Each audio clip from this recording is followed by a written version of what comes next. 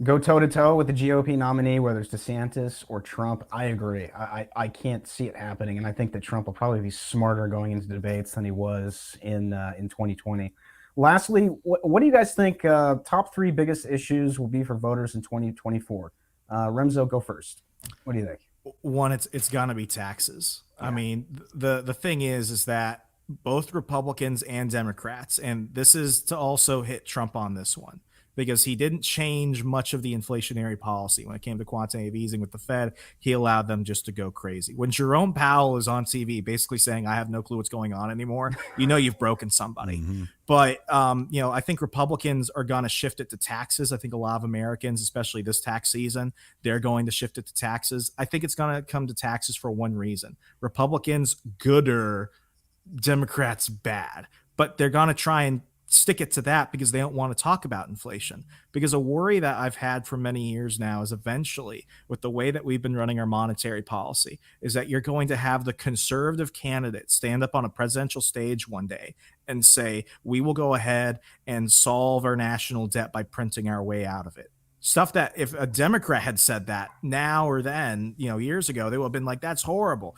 Now they're actually looking at it and they're like, we'll send some stimulus checks, we'll do this. They will go ahead and like memory hole it. So I think it's going to be taxes. Second is going to be crime. You had a lot of those Trump candidates who were really trying to jump on crime. I think people are now feeling it now, especially if a lot of these district attorney races that people are now paying attention to. It used to just be Breitbart talking about the Soros funded district attorneys.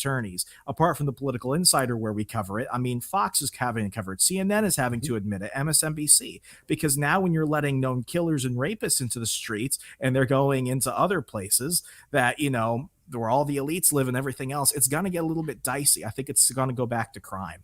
And third, America does not want to be involved in Ukraine. All the people with the Ukrainian flag on their Twitter bios and everything, that shit's going to disappear. I think Black Lives Matter comes back. And what the narrative is going to be once they go ahead and start burning down half the country again is, why should we go ahead and send Abrams tank to Boris when, this kid in Chicago can't read at the age of 16? I think it goes back to that, because they always come around now.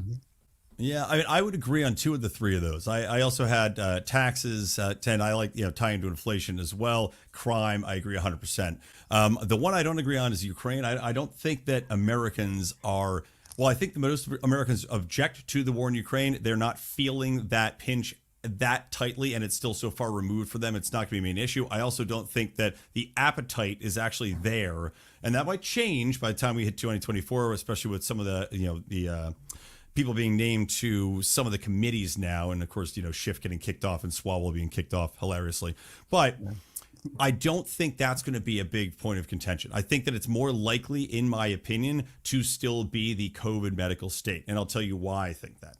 Because Republicans can say, and especially if it's DeSantis, you can focus on that as a real point of differentiation between how governance was put into place, impacting people's lives specifically. You can look down the street and see how that impacted your neighbor, your friends, your loved ones, your children. That should be a sharp point of the spear. And I think that as we get to this point, as more comes out, you saw Project Veritas just released a video of Pfizer today talking about how they themselves were going to look to mutate the COVID virus. You're going to see that crony capitalism, that medical state come into such question and be put at the forefront of, we can never allow that to happen again. I just think the way things are going, it will be a major point of contention, and it's a reason that the GOP should hammer the Democrats. So I don't think they're going to get around it.